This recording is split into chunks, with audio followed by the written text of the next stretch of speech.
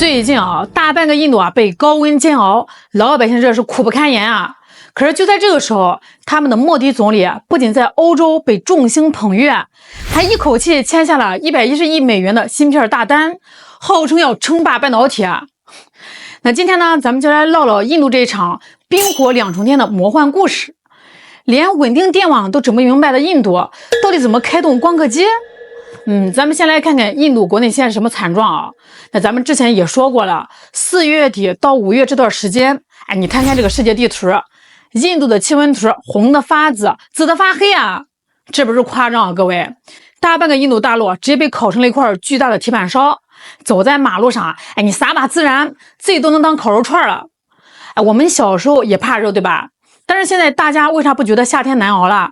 因为有空调啊，这条命是空调给的。但是大伙儿想过没有，这空调呢能在中国这种10几亿人口的大国全面普及，靠的是啥呀？靠的是咱们国家那种逆天级别的全球第一的发电能力和电网系统。没有这个底子，家家户户同时开空调，电线杆子都能给你烧化了。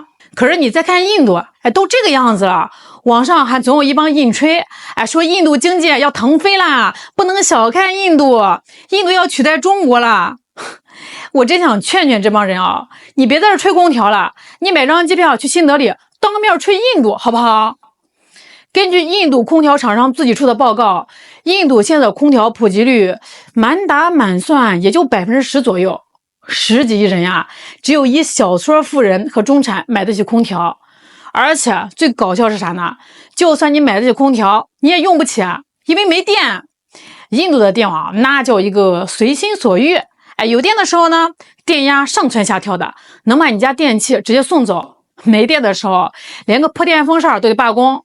整个国家10几亿人啊，硬生生在50度的高温里开启了炼狱生存模式。4月底全球最热的50个城市，好家伙，印度一家直接给你包圆了，全是大满贯。那你说印度老百姓热成这个样子，印度的电力部在干嘛呀？卫生部在干嘛？人家印度电力部可是骄傲的跳出来发了个声明，大家不要慌，我们成功应对了历史最高用电需求，我们印度全境完全没有缺电，我们不仅不缺电，我们还是电力出口国呢。哎呦喂，老百姓在家里面扇着扇子，热的是不行啊，你在这儿说不缺电，你这叫不缺电，你这叫只要我不给老百姓供电，我的电表就不转，我的电就是满的。还有那个什么印度卫生部更绝，这么热的天肯定有人扛不住，对吧？人家卫生部的策略是，只要我不统计，那就是零伤亡，只要医院的证明上不写热死，那大家都是自然老去。这波操作我愿称之为掩耳盗铃界的最高段位。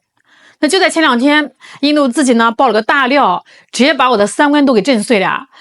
据印度时报5月22号的报道，印度北方邦有个叫班达的城市正在经历一场史无前例的极端热浪就在5月21号那天，当地气温直接冲上了47.6摄氏度一举夺得了全印度最热城市的铁王座。47.6是个啥概念呢？各位，按照印度气象部门的标准平原地区超过40度就算热浪了。而且你要知道，气象局测气温那是把那个温度计放在离地1.5米通风良好的百叶箱里测出来的。百叶箱里都47.6度了，那太阳直射的柏油马路上，体感温度早就飙到50、60度那在这种能把鞋底粘在马路上的环境下，当地政府是怎么展现人文关怀的呢？他们想出了一项极其罕见，甚至可以说享誉全球的天才保命措施，在午后高温时段彻底关闭全市的交通信号灯，让车辆自由流动。哎呦喂，我活了这么多年第一次听说关掉红绿灯能用来防暑降温的。那官方的逻辑是这样子的大家在路上开车骑车太热了，如果遇到红灯，通勤者就在烈日下暴晒等灯，那为了不让大家停下来被晒晕干脆把这个红绿灯一关，谁也别停，大家生死有命，富贵在天，在十字路口玩命狂飙，自由流动起来，只要你开的足够快，热浪就追不上你。绝了真的是绝了别人家抗蜀呢是靠发冰块、开避暑中心、优化电网，印度抗蜀直接是靠取消交通规则。为了不被热死，大家可以选择在十字路口撞死，反正横竖都得为了印度的因公殉职率做点贡献。就这种离奇的决定，在当地居然还成了一项实实在在的善政，可见这种鬼天气已经把人逼到什么疯狂的境地啊！咱把这个目光从印度那口大锅里拔出来，看看莫迪老仙儿在欧洲干嘛。6天跑了5个国家，什么荷兰、瑞典、挪威、意大利，还顺道去了趟阿联酋。这行程安排的比咱们报那个什么999元欧洲10国游的夕阳红旅游团还要赶时间啊！下了飞机就握手，握完手就拍照，拍完照就上飞机。他到底急个啥呀？我跟大伙透个底啊，最近国际上发生了2件大事儿。董王普京又跑到咱们北京来串门了，中美俄在那搞高端局，把印度晾在一边。3个一看，这不行啊！我可是未来的超级大国，我可是宇宙中心，这帮老大哥谈事情怎么不带我玩？莫迪老仙急眼了，他必须狠狠地刷一波存在感啊！而正好欧洲现在也是这么个状态。就在这个时候，莫迪来了。一个呢是觉得自己天下第一，但实际上是被大国边缘化的印度；一个呢是失去了方向，急需找个新靠山的欧盟。这俩一碰面那真是王八看绿豆，对上眼了。有没有实质性的合作不重要，先把这个动静闹大，先把这个牌面拉满。先发个朋友圈，让中美俄看看，瞧，我俩好上了。这次访问的高潮在瑞典。欧盟委员会主席冯德莱恩带着一帮欧盟高官特地跑到哥德堡去跟莫迪搞了个所谓的欧印准峰会。开会聊了啥没人关心，但是到了大合影环节欧洲那帮政客太懂事了，直接把莫迪老仙儿让到了绝对的 C 位。老仙儿站在中间，周围一圈金发碧眼的欧洲领导人众星捧月这张照片一传回印度国内，好家伙，整个印度互联网都沸腾了。3个看着照片，自豪感瞬间爆棚，仿佛外面50度的高温都不烫脚了。你看我们莫迪总理多牛，欧洲的白人老爷们都得靠边站。欧洲政客得到他们最喜欢的开会合影环节，那莫迪呢，得到他最需要的大国领袖的光环。这波这波叫各取所需的政治双簧。那当然了，你要说他们光拍照不干活，那也不严谨，人家也是签了大单的。5月16号，最让印度网民兴奋的消息来了，印度的头号财阀塔塔集团跟荷兰的阿斯麦公司签了一份半导体合作协议。据说是塔塔要在莫迪的家乡古吉拉特邦砸进去110亿美元，建印度第一座300毫米的晶圆厂，月产5万片印度国内的网红博主们当时就疯了在网上大喊：大印度帝国要腾飞了！有了阿斯麦的光刻机，中国半导体算个屁！我们要称霸全球啦！各位，咱们都是老油条了那稍微有点常识的都知道，这叫什么？这叫拿 PPT 治国。阿斯麦的光刻机是买个大白菜嘛？你给钱，人家就卖你。那退一万步讲就算荷兰人真敢卖你，你印度接得住吗？现代半导体工业那可是人类制造业皇冠上的明珠一台极紫外光刻机开动起来需要什么呀？你需要绝对稳定，哪怕闪断0.1秒就会导致整炉晶圆报废的超强电网。你需要海量的提纯到极点，连一个细菌都找不出来的超纯水。你需要成体系的高素质工程师和严苛的无尘环境管理。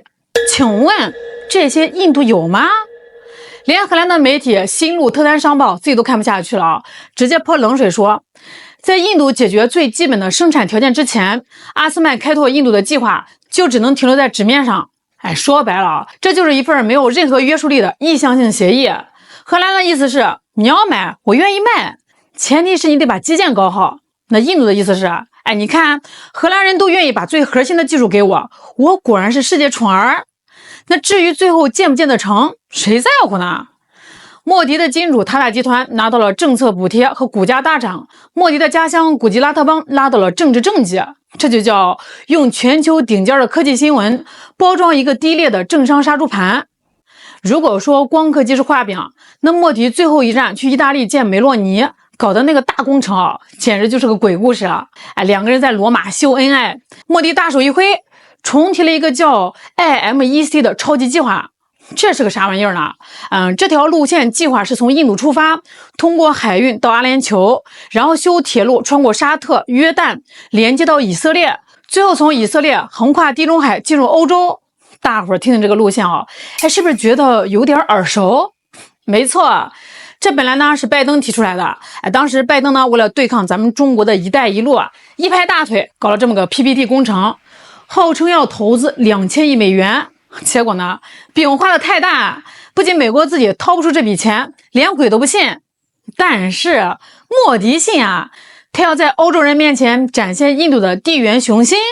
各位，咱们用角度想想这事儿靠谱吗？莫迪在这个时候把 IMEC 拿出来炒冷饭，根本就不是为了修路他就是想在欧洲和中东的土豪面前立人设、骗投资。这套路懂的都懂。5月20号，莫迪老仙儿在欧洲风风光光的转了一圈，心满意足的回国了。欧洲那边欧盟外长卡拉斯还在那儿闭着眼睛做梦，说期待印欧合作大放异彩，甚至幻想印度能充当代替中国的世界工厂。这帮活在自我想象里的欧洲政客病急乱投医，完全是在用政治挂帅去搞经济，最后的下场可想而知。而印度呢，夹在中美俄这3个真正的巨人中间，日子根本不好过。所以这6天5国的闹剧看透了就4个字儿：互相白嫖。欧洲想白嫖印度的廉价劳动力和抗中的地缘价值，印度想白嫖欧洲的技术、投资和国际地位。大家都捂着干瘪的钱包，幻想着对方是个有钱的傻子。不知道老仙儿坐着专机，吹着冷气，降落在新德里机场，打开舱门，感受到那股50度的热浪扑面而来的时候，他心里要怎么面对现实呢？毕竟就在他跟欧洲老爷们儿举着红酒杯谈笑风生的时候，他的子民们正像下饺子一样泡在恒河水里，或者躲在大桥底下苦苦熬着这个能要人命的高温。不过话说回来对于莫迪来说，高温又算了什么呢？